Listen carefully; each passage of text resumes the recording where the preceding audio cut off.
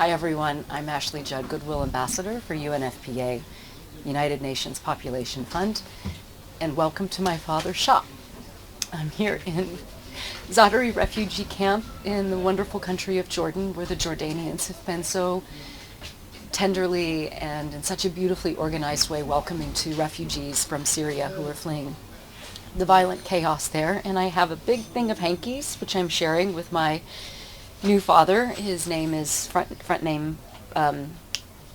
name blank. He prefers to have his anonymity preserved. His family name is Abu.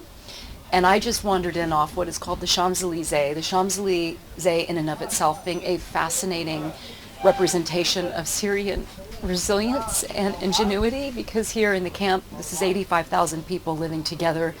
There is so much industry, so much economy, beautiful presentation of wares, anything a person could possibly need, one could get here on the Champs-Élysées. And I just wandered into this shop, which as you can see is just absolutely gorgeous. There's teacups and coffee cups and scales for measuring things, and there's a perfectly sized piece of corrugated cardboard that's cut to fit into a shelf. He has everything he needs to make his calculations. And I said to him, "You're clearly not a beginner. You're very good at this." And the shop that he had in Syria was a shop just like this, and he felt very flattered that I could recognize that this is his trade. So my pal and I, we both started to cry right away.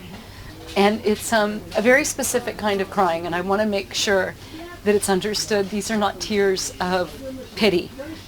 This is a kind of crying that's a joy-filled pain, because there is such spirit and such dignity amongst the Syrian people. And when my adopted father was speaking, he said that all he has is his children and his dignity.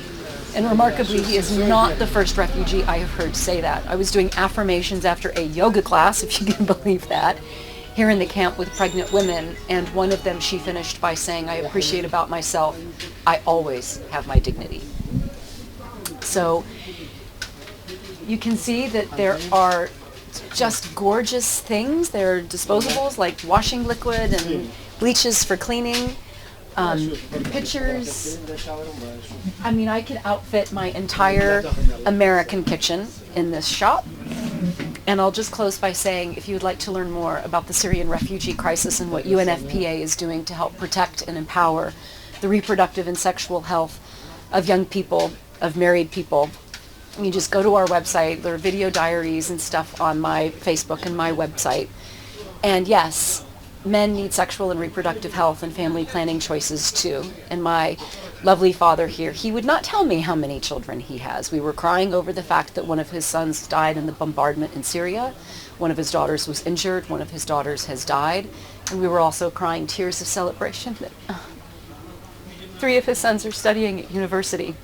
When I was trying to squeeze out of him the actual total number of kids he had, it was tricky.